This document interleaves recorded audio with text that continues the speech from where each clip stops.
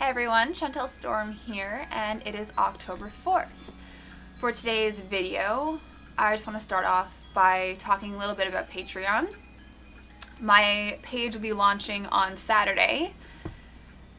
For those of you who don't know what Patreon is, it's a platform where artists can come and create, and people like you, the fans, can come and support your favorite creators for as little as $1 a month. And basically, we as creators offer you as fans a variety of rewards for your support.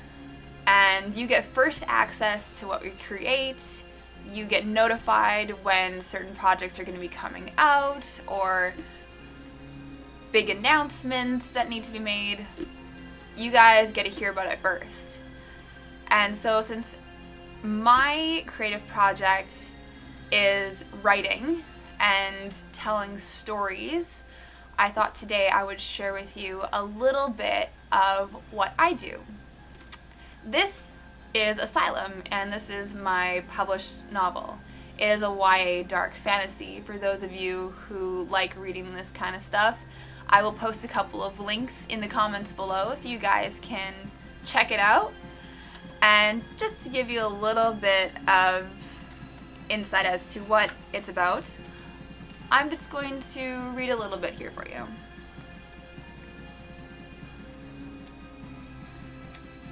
It was getting closer. He could feel his heart pounding furiously in his chest. Breathing was difficult, and he fought to get air into his lungs. He'd been running for such a long time. If only he could make it back to the others and the safe place he never should have left in the first place. If only he'd stayed. It couldn't get him there. Low-hanging tree branches whipped at his face as other claw-like limbs hooked on his clothes and tore fiercely at his skin.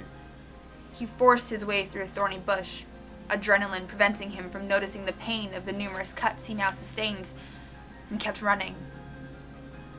His legs felt as though they were on fire, and cramps threatened to tear his sides apart. Still, he pushed on.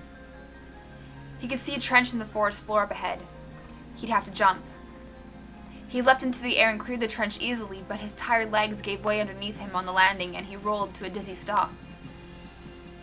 He lay still for a few moments before he was able to shake his head to clear it of the stars that floated just in front of his vision.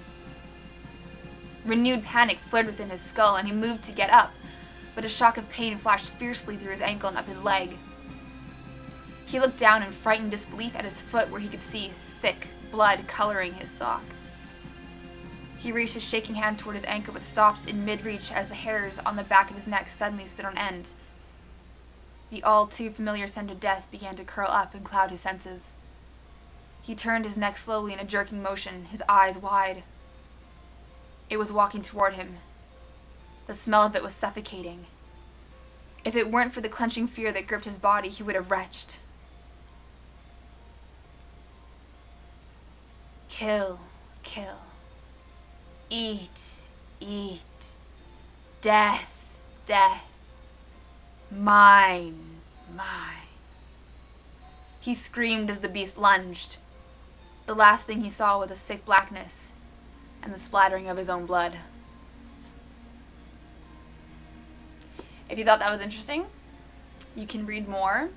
Or, if you want me to read more, let me know, and I'll see what I can do. So until Saturday, I hope you guys have a great day, and I hope to see you on Patreon.